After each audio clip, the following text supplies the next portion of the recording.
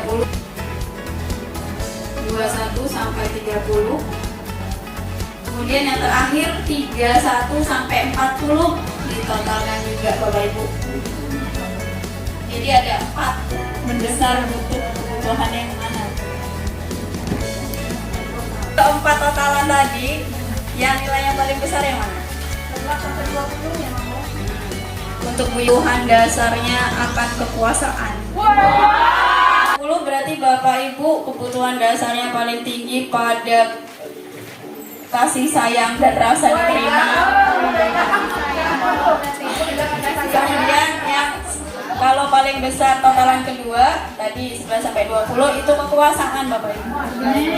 Yang ketiga kalau 21 sampai 30 itu yang totalnya paling besar berarti Bapak Ibu butuh kebebasan. Dan yang terakhir kesenangan. Untuk totalan yang 31 sampai 40 paling besar berarti Bapak Ibu butuh lebih besar kebutuhannya terhadap. Ternyata aku butuh kekuasaan Mas. Kekuasaan Pak. Karena tertinggi. Tuh. Jalan kan iya. Senang nyanyi, senang jalan, senang dongeng. Tahu ya. Untuk mengetahui kebutuhan dasar kita yang paling besar itu terhadap yang mana tadi kan ada ya. Ibu pengembangan juga kalau di musik itu MPSN masuk nih Mel. Kesenangan. Wah, itu sempurna.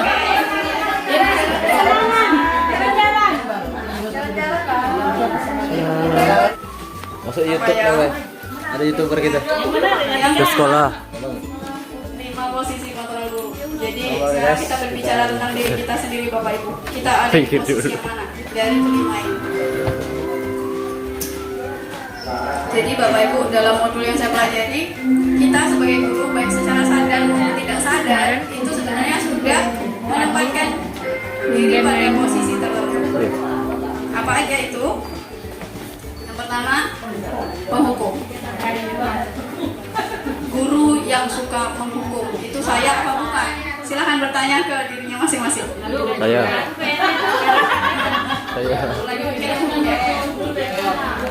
Pak Ustadz tuh. Pak Ustadz Hakim. Kemudian yang kedua, guru yang sering membuat rasa bersalah kepada murid-murid. Nah, kalau ini enggak. Nanti kita identifikasi apa aja ciri-ciri. Kemudian yang ketiga, ketika kita memposisikan diri kita sama murid itu dianggap teman. Nah, kadang-kadang ini. Kemudian yang keempat itu pemantau. Ada guru yang memposisikan dirinya sebagai pemantau. Jadi dia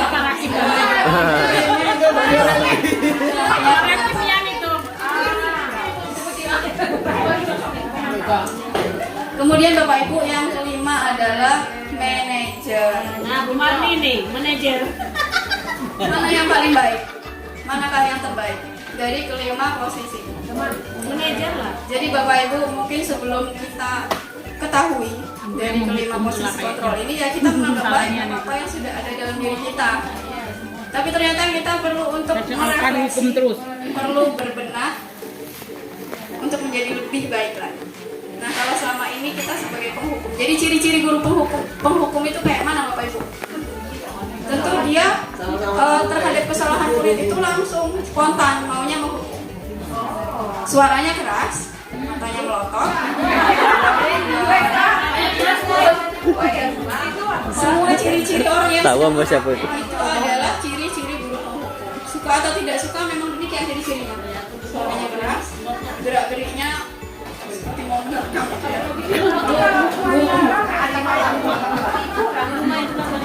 Nanti kita diskusi bersama ya. Kemudian ini nggak ada buruknya menilai diri kita sendiri. Apa efek buruknya seorang murid ketika kita memposisikan diri kita sebagai penghukum? Itu ada Bapak Ibu. Murid kita itu kalau sudah dihukum itu mungkin merasa marah ya, marah yang terpendam. Nah, marah yang terpendam ini bisa dia luapkan dengan berbagai ekspresi yang negatif. Jadi itu efek negatif kalau kita sebagai guru penghukum. Kemudian yang kedua Bapak Ibu, kalau Bapak Ibu sering ngomong kayak gini sama anak-anak, kenapa kamu melakukan hal seperti ini nak? Ibu sangat kecewa loh sama kamu. Kok kamu seperti itu sih nak? Kok nggak sesuai dengan yang ibu harapkan dari diri kamu? Kita sedang menanamkan rasa bersalah kepada murid-murid kita. Berarti kita sebagai tipe pembuat rasa bersalah. Apakah ini baik? Mungkin bagi selama ini kita anggap itu baik, tapi ternyata ada efek tidak baiknya kepada murid. Apa? Efeknya adalah murid menjadi merasa gagal, dan itu nggak boleh ada perasaan gagal itu ya Bapak Ibu. Kita akan menggiring murid berpikir dirinya itu akan menjadi pribadi yang sudah gagal kayak gitu. Jadi sulit untuk diperbaiki lagi. Kemudian yang ketiga, posisi teman. Ini ciri-cirinya ya kita berdialog dengan murid itu kayak teman. Ah kamu ini nak, kok melakukan hal seperti ini sih? Ya udahlah nggak apa-apa lah, nanti bapak bantu. Ketawa-ketawa dengan murid, terus kita ajak ngobrol-ngobrol. Nah itu berarti memposisikan kita sebagai teman kepada murid. Dan ternyata memang efek baiknya ada, kita jadi akrab. Efek negatifnya ada, yaitu murid jadi lebih tergantung sama kita. Dia mau mengikuti kita, perintah kita, tapi belum tentu mau sama guru lain yang nggak dianggap teman. Nah itu efek negatifnya. Kemudian guru pemantau. Guru pemantau ini ciri-cirinya orangnya datar, ngomongnya datar, tapi selalu mengamati gerak-gerik murid. Ini Doni lagi ya. Doni, kamu kan nggak mengerjakan PR, apa konsekuensinya? Baiklah Pak, saya mau bikin PR nanti waktu jam istirahat. Ya udah, pokoknya nanti Bapak awasin ya selama istirahat. Berarti itu tipe guru pemantau Bapak Ibu. Apakah itu baik? Baiknya ada, tapi tidak baiknya juga ada. Apa tidak baiknya? Murid itu selalu merasa dimata-matai. Jadi kebebasannya mungkin lagi terkekang. Nah, yang terbaik ternyata Bapak Ibu adalah ketika kita memposisikan diri sebagai manajer. Jadi kayak mana sih manajer itu? Manajer itu adalah guru yang bisa mengajak murid merefleksikan tindakannya. Kita panggil muridnya, kita ajak dialog. Bapak Ibu udah melihat video saya yang saya share kemarin belum ya? Udah. Nah, kalau sudah, kalau belum nanti saya share lagi. Itu contoh bagaimana guru menjadi mengambil posisi manajer, yaitu mengajak murid merefleksikan tindakannya. Oh, tindakan kamu ini nak, menurut kamu bagaimana sih? Benar apa salah? Nanti dia sendiri yang menilai dirinya. Kemudian misalnya dia berkelahi. Jadi gimana sih upaya kamu biar temennya yang bonyok ini tadi bisa sehat kembali? Berarti kan dia berpikir tuh, oh iya Bu, nanti saya ajak ke puskesmas aja. Itu solusinya dari dia sendiri, bukan dari kita. Jadi mengajak murid memikirkan bagaimana bertanggung jawab terhadap tindakan yang dia lakukan. Jadi kita mengarahkan, mengajak murid dialog, itu berarti kita sedang mengambil posisi sebagai manajer. Jadi sebagai posisi yang terbaik di antara. Apakah ada posisi kombinasi? Ada.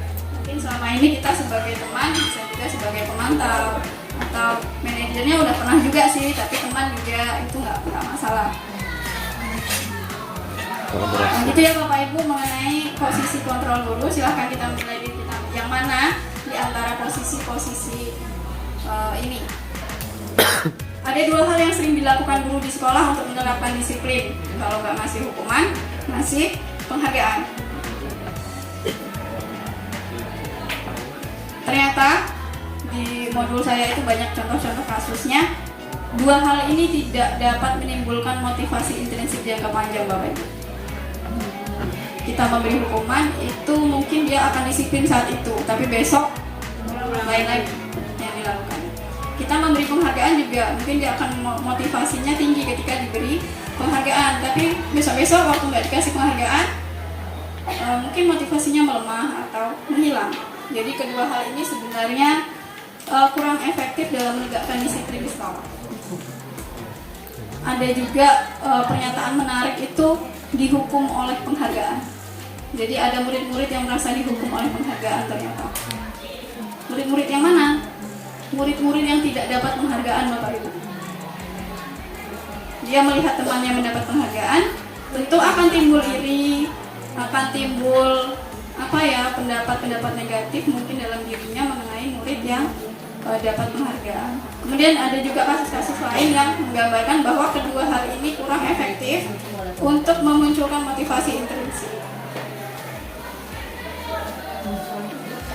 Nah, kita akan berbicara yang terakhir ini mengenai hukuman, konsekuensi, dan restitusi. Lebih fokus lagi ke cara kita mendisiplinkan murid yang selama ini kita lakukan. Manakah yang lebih baik dari menindaklanjuti kesalahan yang dilakukan murid? Apakah dengan menghukum, dengan menerapkan konsekuensi, atau melakukan restitusi? Jawabannya adalah melakukan restitusi. Jadi apa sih bedanya ketiga ini? Nah, ini sebenarnya kolomnya panjang ya, ada 3 lembar. Tapi saya ambil contohnya aja, nanti kalau Bapak Ibu mau lihat di modul saya ada lengkap. Jadi ciri-ciri hukuman itu yang dapat saya pahami itu yang namanya hukuman itu spontan. Jadi ketika murid salah langsung dikasih hukuman. Oh, kamu jalan jongkok. Apakah selama ini jalan jongkok sudah disepakati dengan murid atau belum? Atau murid sudah dikasih tahu, nah kalau kamu terlambat besok berarti hukumannya jalan jongkok. Kalau itu belum dikasih tahu Bapak Ibu, berarti itu namanya hukuman. Kalau sudah dikasih tahu, kita kan punya tata tertib. Misalnya merokok di sekolah hukumannya skor seminggu, bolos skornya sebulan. Murid-murid udah tahu, itu namanya konsekuensi. Yang ketiga itu namanya restitusi. Ini yang sudah saya gambarkan tadi ketika kita mengambil posisi manajer sebagai guru. Nah, restitusi kalau di sekolah kita ini mungkin yang banyak dilakukan itu yang konsekuensi tadi ya, karena kita udah punya tata tertib kan, murid-murid udah tahu ketika melanggar mereka sudah paham, oh ini konsekuensinya.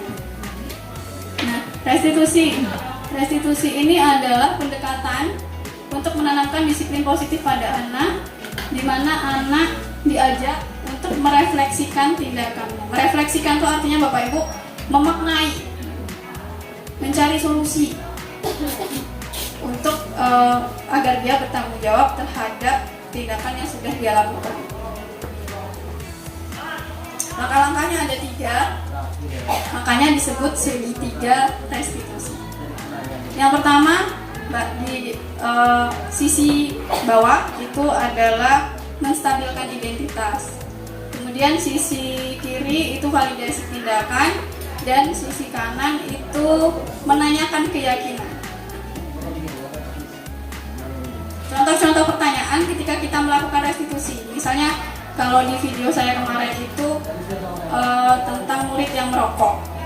Jadi anaknya dipanggil dulu, kemudian kita tanya-tanya dulu nih di awal, menstabilkan identitas. Jadi kita ngomong kayak gini, berbuat salah itu nggak apa-apa nak, nggak ada manusia yang sempurna. Berarti itu kita sedang menstabilkan identitas. Tujuannya apa? Agar anak-anak nyaman sama kita. Kalau anak-anak udah nyaman Bapak Ibu, dia pasti mau diajak berdialog. Tapi kalau dia udah takut duluan, udah tegang, pasti dia diem aja. Udah takut, nggak mau dia mengungkapkan apa yang sebenarnya terjadi. Kemudian saya juga pernah melakukan kesalahan seperti itu. Kita bisa menyelesaikan masalah ini. Nah, itu adalah contoh dialog di awal mengenai restitusi. Namanya menstabilkan identitas. Kemudian contoh yang kedua, ketika kita memvalidasi tindakan anak. Nah, kamu pasti punya alasan kan kenapa kok merokok? Nah, itu adalah validasi tindakan. Kemudian kalau dia berkelahi dengan teman, mungkin kamu patut bangga sama diri kamu karena sudah berani mempertahankan dirimu. Bisa mempertahankan diri, bisa melindungi sesuatu yang penting bagi kamu. Nah, itu berarti kita sedang memvalidasi tindakan. Kemudian yang terakhir, menanyakan keyakinan. Nah, ini ketika keyakinan kelas yang sudah kita bahas di awal tadi sudah diterapkan, sudah ada di kelas. Jadi keyakinan kelas itu Bapak Ibu harus ditulis dalam bentuk poster, ditempel di dinding. Jadi anak-anak setiap hari lihat, oh ini yang seharusnya saya lakukan di sekolah, ini yang seharusnya saya lakukan di kelas. Jadi nggak tersimpan di buku gitu, nggak di dinding kalau bisa ditempel. Dan jangan banyak nian poinnya, biar mudah dihafal. Sekitar 5 atau 7 keyakinan kelas itu sudah cukup. Menanyakan keyakinan. Jadi nak, apa sih yang kamu yakini menurut keyakinan kelas kita? Merokok itu sesuai nggak sih? Nanti dia akan berpikir, oh iya sih bu, kalau keyakinan kelas kita kan merokok itu tidak baik bagi kesehatan, tidak sopan terhadap guru, tidak berarti begini-begini. Nah, jadi anak itu mengemukakan bahwa dia siap untuk bertanggung jawab terhadap kesalahan yang dia buat. Terus kita bisa menanyakan, nanti kamu mau jadi orang kayak mana sih? Ternyata anak ini ada yang mau jadi polisi. Berarti kan kalau merokok itu kan bisa menghalangi kamu loh jadi polisi. Iya bu. Nanti dia akan memikirkan, oh ya saya akan berusaha berhenti merokok. Itu yang kita harapkan, idealnya seperti itu ya Bapak Ibu. Cuman untuk praktek lebih realnya, ya kita bersama-sama. Saya kemarin praktek juga, praktek ini kayak bikin film gitu ya. Cuman adegannya direkayasa, belum yang sebenarnya. Mungkin itu Bapak Ibu materi yang bisa saya sampaikan. Lebih dan kurang saya mohon maaf apabila dalam penyampaian materi ini kurang jelas, kurang dipahami. Kemudian mungkin baru omong kosong doang karena memang belum dipraktekkan di kejadian yang nyata di sekolah kita. Mungkin sama-sama aja lah kita melakukan perbaikan terhadap penanaman disiplin di sekolah kita. Dan kita harapkan kalau semua anak kita punya motivasi intrinsik, maka budaya positif yang sesungguhnya itu telah terwujud di sekolah kita ini. Mungkin itu saja Bapak Ibu. Perlu diskusi nggak ya? Kira-kira ada yang mau ditanyakan? Kalau bisa dijawab saya jawab, tapi kalau